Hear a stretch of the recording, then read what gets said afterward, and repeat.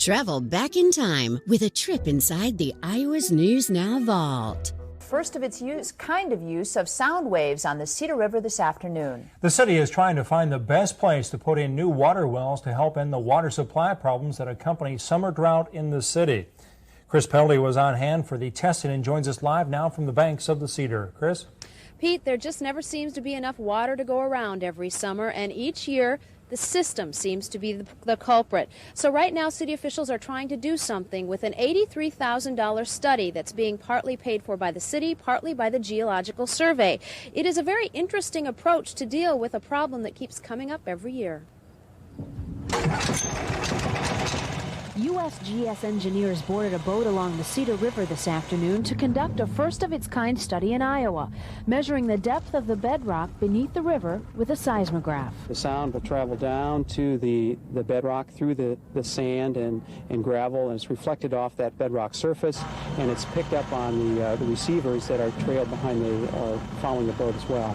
Experts are trying to determine where to put the new wells needed to meet the city's water demands. The deeper the well, the greater amount of water that you'll be able to draw from that well. We're also concerned about water quality, too, and the water quality would vary depending on the source of water to that well.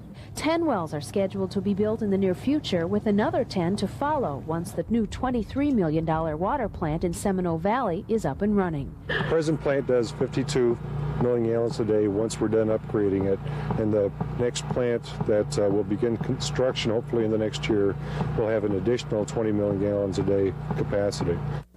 Now, as we showed you, the crews went out earlier this afternoon. They were going to spend about 4 hours on the Cedar River, but I have been recently told that the boats had to turn around and come back because there was some kind of interference problem with the cable that was going to give them all of this seismic activity. So they're planning to come out bright and early tomorrow morning and again do the study and hopefully get the determination that they wanted. But the study goes beyond just this portion that we've told you about tonight. And joining me to tell us a little bit more about that is George Milligan, the superintendent of the Water Utility Department. George, tell us, this is a far-reaching change that could take place within the water system here. Yes, this is the first phase of an ongoing 2 or 3 phase program, and the second phases will be looking at how the water gets into the underground sand and gravel river aquifer that the city draws their water from.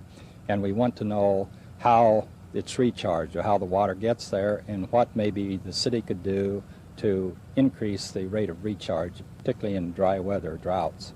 Now, last year we heard a lot about the peak. We're reaching the peak. The current capacity last summer was 42 million gallons, or 46, and we went up to 41 at one point last summer. So this would help alleviate some of the stress on the system?